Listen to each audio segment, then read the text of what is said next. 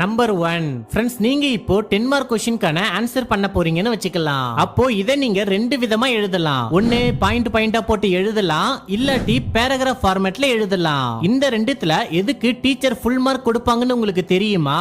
அப்படி உங்களுக்கு ஆன்சர் நல்லா தெரியும்னா மிஸ்டேக்ல எதுவும் பண்ணிட மாட்டீங்கன்னா அப்போ நீங்க பாயிண்டா போட்டு எழுதுங்க. டீச்சர்ஸ் உங்களுக்கு ஃபுல் மார்க் கொடுப்பாங்க.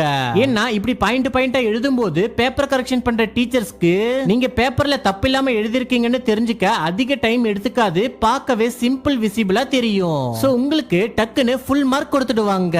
பட் அதுவே உங்களுக்கு ஆன்சர் முழுசா தெரியாது, நடுவுல மிஸ்டேக்ஸ் எதுனா பண்ணிடுவீங்கன்னு சந்தேகமா இருந்துச்சுன்னா அப்போ நீங்க பேராகிராஃப் ஃபார்மேட்ல எழுதுங்க. உங்களுக்கு ஃபுல் மார்க் கிடைக்கும். ஏன்னா பேராகிராஃப் ஃபார்மேட்ல எழுதுறப்போ நீங்க நடுவுல எதனா மிஸ்டேக்ஸ் பண்ணிருந்தாலும் டீச்சர் கண்ணுக்கு சீக்கிரமா தெரிஞ்சிடாது.